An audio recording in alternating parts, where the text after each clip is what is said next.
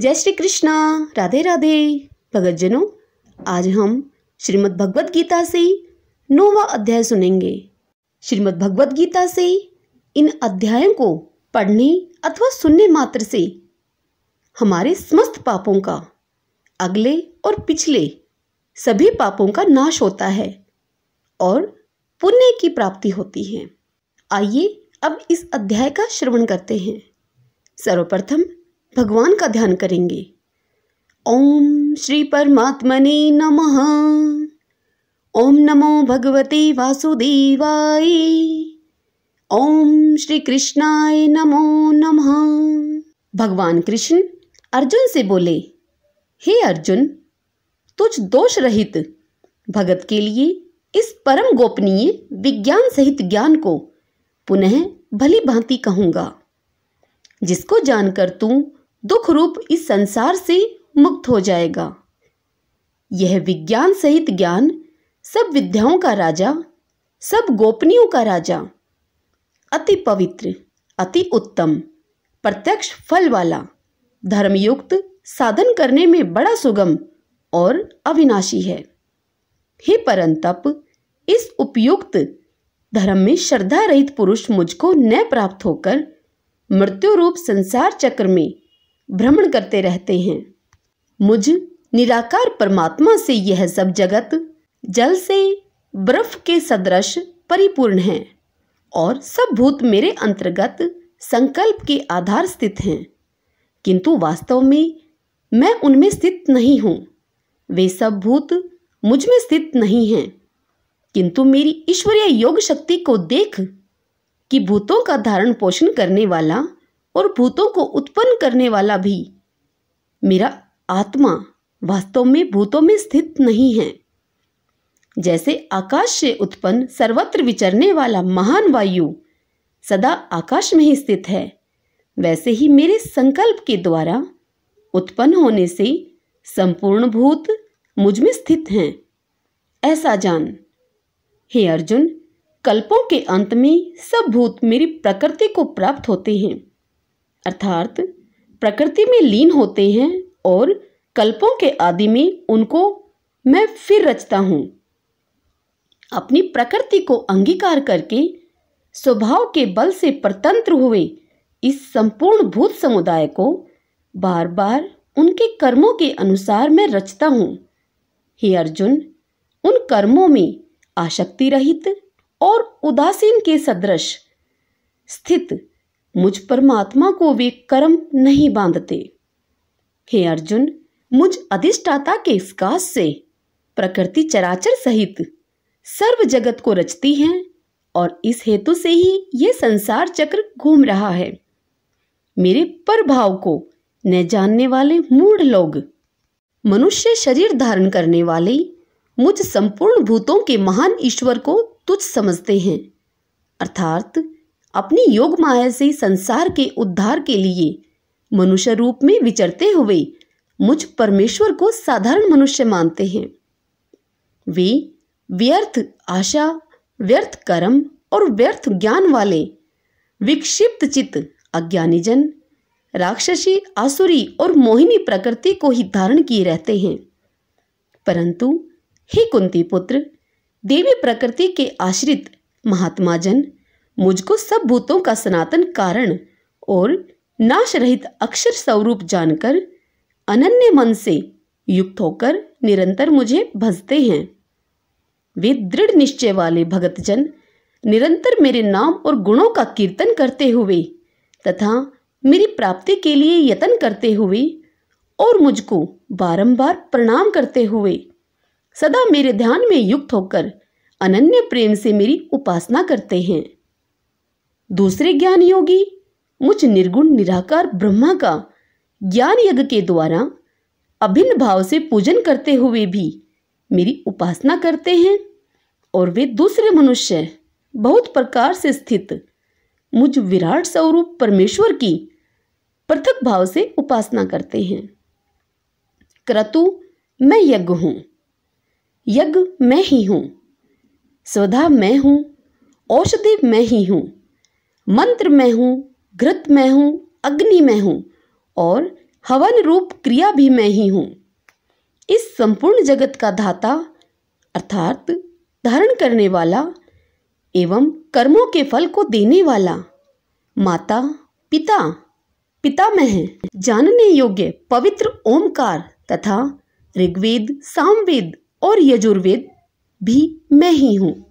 प्राप्त होने योग्य परम धाम भरण पोषण करने वाला, सबका स्वामी, शुभाशुभ का देखने वाला, सबका वास स्थान, शरण लेने योग्य, प्रत्यु उपकार न चाहकर हित करने वाला, सबकी उत्पत्ति प्रलय का हेतु, स्थिति का आधार, निधान और अविनाशी कारण भी मैं ही हूँ।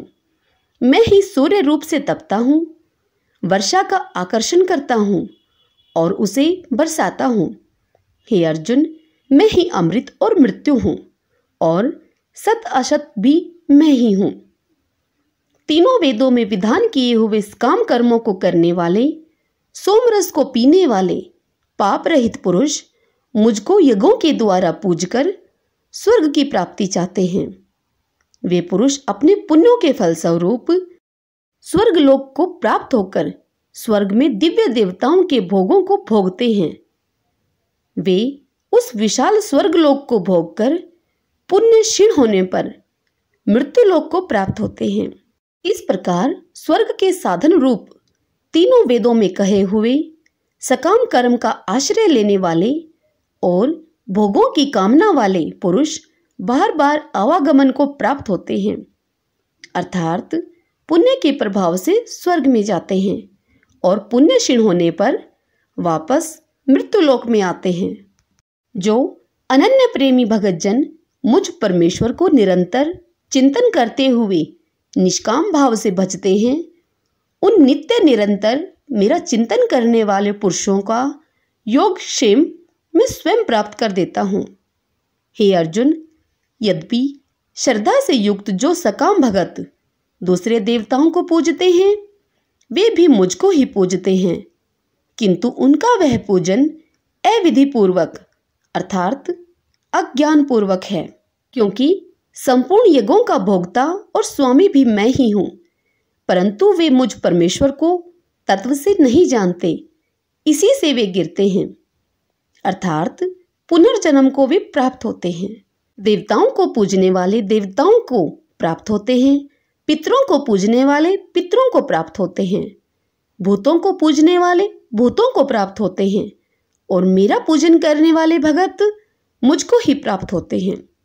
इसलिए मेरे भक्तों का पुनर्जन्म नहीं होता। जो कोई भक्त मेरे लिए प्रेम से पत्र, पुष्प, फल, जल आदि यह सब अर्पण करता है, उस शुद्ध बुद्धि निष्काम प्रेमी भगत का प्रेम पूर्वक अर्पण किया हुआ वह पत्र पुष्प आदि में सगुण रूप से प्रकट होकर प्रीति सहित खाता हूँ। हे अर्जुन, तू जो कर्म करता है, जो खाता है, जो हवन करता है, जो दान देता है और जो तू यह तप करता है, वह सब मेरे अर्पण कर। इस प्रकार जिससे समस्त कर्म मुझ भगवान के अर्पण होते हैं, ऐसे संन्यास योग से युक्त चित्त वाला तू शुभाशुभ फल स्वरूप कर्म बंधन से मुक्त हो जाएगा और उनसे मुक्त होकर मुझको ही प्राप्त होगा। मैं सब भूतों में समभाव से व्यापक हूँ, न कोई मेरा अप्रिय है और न ही प्रिय है, परंतु जो भक्त मुझको प्रेम से भजते हैं वे मुझ में हैं और मैं भी उनमें प्रत्यक्ष प्रकट हूँ। यदि कोई अतिशय दुराचारी भी अनन्य भाव से मेरा भक्त होकर मुझको भजता है तो वह साधु ही मानने योग्य है, क्योंकि वह यथार्थ निश्चय वाला है, अर्थात उसने भली भांति निश्चय कर लिया है कि परमेश्वर के भजन के समान अन्य कुछ भी नहीं है। वह शीघ्र ही धर्मात्मा हो जाता है और सदा रहने वाली परम शांति को प्राप्त होता है। हे अर्जुन, तू निश्चय पूर्वक सत्य जान कि मेरा भगत नष्ट नहीं होता। हे अर्जुन, स्त्री, वैश्य, शूद्र तथा पाप योनि चांडाल आदि भी जो कोई भी हो, वे भी मेरे शरण होकर परम गति को ही प्राप्त होते हैं। फिर इसमें तो कहना ही क्या है, जो पुण्यशील ब्राह्मण तथा राज ऋषि भगतजन मेरी शरण होकर परम गति को प्राप्त होते हैं। इसलिए तू सुख रहित और क्षणभंगुर इस मनुष्य शरीर को प्राप्त होकर निरंतर मेरा ही भजन कर। मुझ में मन वाला हो, मेरा भगत बन, मेरा पूजन करने वाला हो, मुझको प्रणाम कर। इस प्रकार आत्मा को मुझ में नियुक्त करके मेरे परायण होकर तुम मुझको ही प्राप्त होगा। हरि ओम तत्सत। श्रीमद् भगवद गीता का यह 9वां अध्याय यहीं संपूर्ण हुआ। ओम श्री कृष्णाय नमो नमः। ओम नमो भगवते वासुदेवाय। भगतजनों, श्रीमद् भगवद गीता का यह 9वां अध्याय मेरे द्वारा यदि आपको सुनना पसंद आया हो, आपके लिए उपयोगी रहा हो, तो इस वीडियो को लाइक करें और खूब शेयर करें। और इसी के साथ कमेंट बॉक्स में ओम नमो भगवते वासुदेवाय लिखना बिल्कुल मत भूलें। जय श्री कृष्णा। राधे राधे।